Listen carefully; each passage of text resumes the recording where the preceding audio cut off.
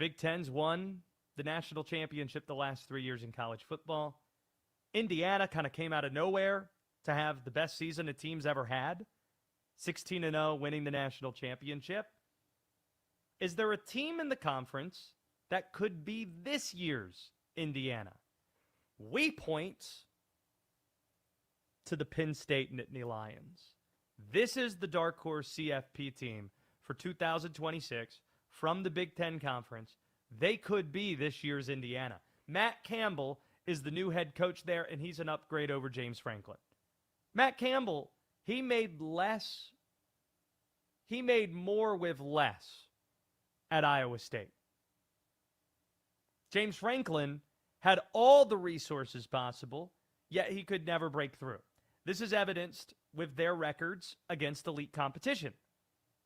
Each coach, James Franklin and Matt Campbell, has 4 career top 10 wins. 4. The problem is James Franklin has 21 losses against top 10 teams. Matt Campbell has 6. 4-6. Pretty much a 500 record right there against top 10 teams at Iowa State. The irony about Matt Campbell being the coach is that the search was an absolute tire fire. If you don't remember, all the alums, they wanted Matt Rule because he went to school there. He re-ups with Nebraska. Then they thought they had Kalani Sitake at BYU. Nope.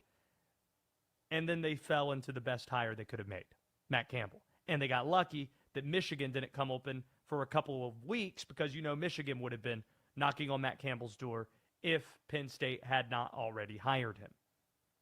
Given how heavy Matt Campbell has embraced the portal, Penn State should be competitive right away. According to 24/7 Sports, it had by far the best transfer class in the Big Ten. The Lions are ranked 4th nationally, right behind LSU, Texas, and Ole Miss. The resources still there. And it's mostly because 24 players followed Matt Campbell from Iowa State to Penn State. That includes quarterback Rocco Beck and his top 3 receivers. Here was Matt Campbell on Rocco Beck's bona fides. As a senior in college football, he spent the last 4 years at Iowa State. Rocco is the winningest quarterback coming back in college football this year. And Rocco's one of the young men whose grit, whose character, whose toughness has led the way during his college football career. And he's earned the right to be great every step of the way. And in a short amount of time has been an unbelievable competitor and connector in our locker room. Winningest quarterback returning in college football. The resources were flexed on Campbell's staff when he was able to poach DC D'Anton Lynn from USC. D'Anton Lynn had stabilized USC's defenses after Alex Grinch couldn't stop a runny nose a few years ago. To get D'Anton Lynn to return to his alma mater, it's a massive hire for Penn State. Here was Matt Campbell again, spending some time talking about Lynn at Big Ten Media Days.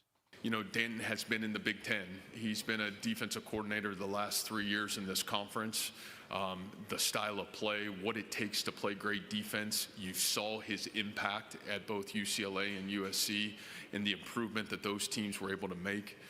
Number 2, he's a former player, and he understands what it means to play at Penn State. He understands what it means to lead at Penn State. And him and his family have a deep passion for the community and the success of the Penn State football program.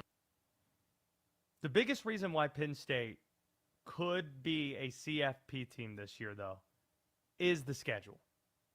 This is the part you have to remember now in college football. When you're trying to figure out who might be a dark horse team when you get past the teams that are in the top 5, let's say, in the country, the first place you need to go is the schedule.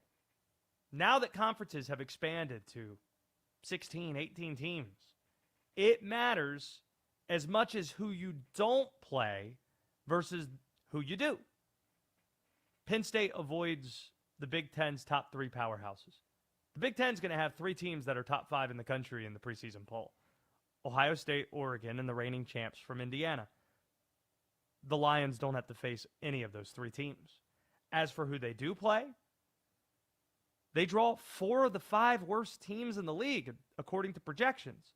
Purdue, Rutgers, Maryland, and Northwestern. Meanwhile, there isn't the requirement that the SEC and the Big Ten have, the SEC and the ACC have, where you have to play one non-conference team in the Power 4. So you could play cupcakes outside of your conference schedule. Their 3 non-conference games are complete walkovers, so this should be 9-3 at minimum, maybe 10-2. If it's 10-2, they're already a shoe-in to the college football playoff.